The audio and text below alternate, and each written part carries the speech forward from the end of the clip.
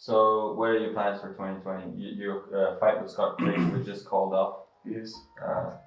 Where is that going to be rescheduled? What is happening there? Yeah, it's looking like it's going to be in January, maybe early February, the 8th of February, please God, the latest. So we're just hoping that he's going to be alright and we can fight, because I'm already ready now and I never really came out of camp. I did, obviously, I took a week off, relaxed a little bit, but I'm just staying ready all the time now. But I was devastated that fight got called off. Obviously, it was on the Andy Ruiz undercard. It would have been massive for my profile, show the world what I'm truly made of. And yeah, unfortunately, that's boxing. I know boxing. The way it is, it's like we're all warriors out there. We're all grinding, like I was saying earlier. We're breaking down our body and trying to repair it as quick as possible. Sometimes we just don't give our body. When your body's sending them signals, like I was doing, taking painkillers, you're pushing through the pain barriers. Then you have a nasty injury, and sometimes you can just go too far, and it can last a long time. The injuries, you know what I mean? So you need to know it's a fine balance. It's like balance on a razor blade. Whether you're going too hard or not enough, you know what I mean? It's a fine balance for sure. So, in terms of the Scott Quigg fight, do you have any predictions? Do you know what's going to happen? Do you have without giving away your game plan, of course, because we all know he's going to be watching. Yeah, so, I couldn't care less. I'll smash Scott Quigg's head in today, or smash his head in next week. I can tell him what I'm going to do to him, and I'm going to be able to do it. I think Scott Quigg is a great fighter. I have a massive respect for him, former world champion and whatnot. But I just think I have faster hands. He's come up to my weight division, so I'm going to be stronger than him, whether he thinks it or not. I'm going to be naturally the bigger man in there. I can come forward and go to war with him if I truly want to. I can outbox him if I truly want to, with faster footwork than with better footwork.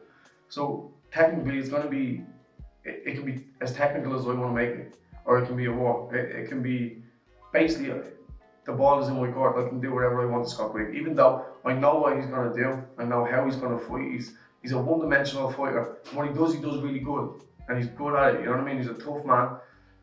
It's gonna be a 12-round war, I reckon. I don't think no one's gonna get stopped. It won't be one of them that I'm able to stop him. But if I do stop him, it'll be with a body shot, because I just think, because you know the man, I'm gonna put serious pressure on him. I'm gonna grind him and work him hard, and yeah, I'm gonna hold him. I've been working on a lot of power. I've been working on certain things in the gym these days, and I just think it's all coming in full circle now. Everything that I've been learning the past year, 2 years, I feel like I'm starting to be able to put it all together. Whereas before, I was still trying things out, and sometimes it worked for me, sometimes it wouldn't, you know. But I just think I'm starting to become a complete fighter now. So when is Jono champion?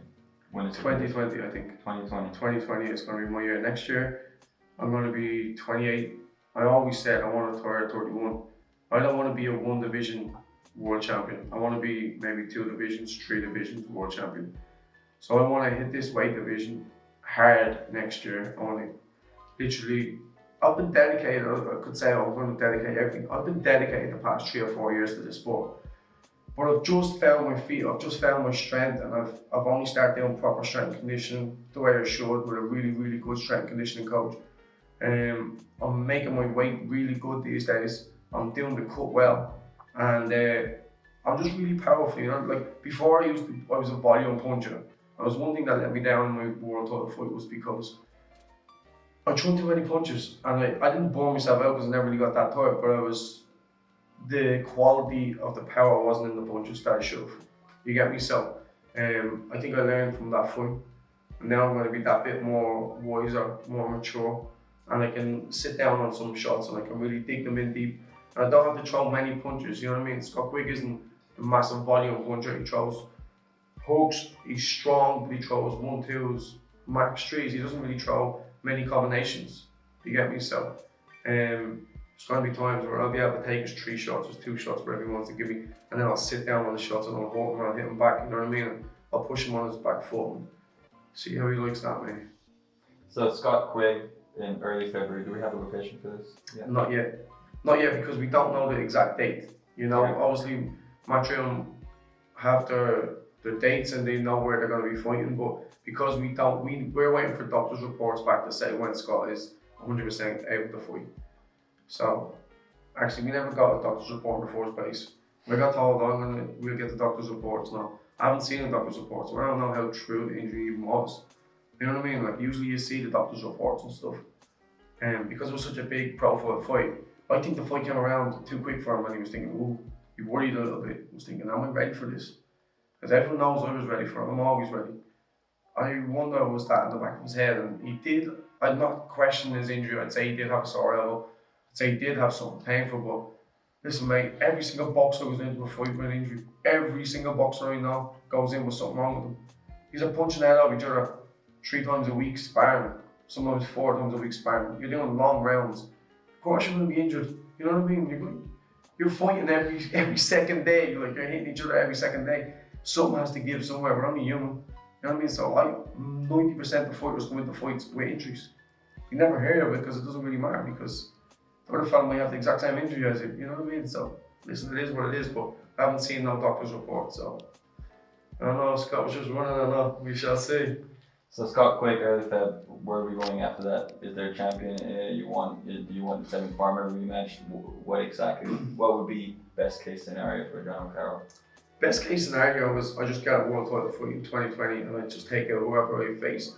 It's not really the case of who I want to fight, because I don't really look at the champions and say I want to fight him or I want to fight him, because the division is so hot right now that the belts can change hands very easily. So I don't really look at someone and try to prepare my style for him or her or whoever, you know what I mean? It's more or less be the best fighter I can be and the rest will take care of itself. But I definitely do think I will get a world title in 2020, and I think it's going to be so massive big. I know 1 or 2 big things in the pipeline that I can't say just yet, but there is 1 or 2 massive things, and I swear to God, if I come through my fight with Scott Quigg and the person I'm talking about comes through his fight, it's massive. It is massive, and I can't really say or reveal too much more than that, but trust me, 2020 is going to be so exciting for me and my career. I'm definitely going to ask you about that as soon as the camera stops. Anyway, no problem.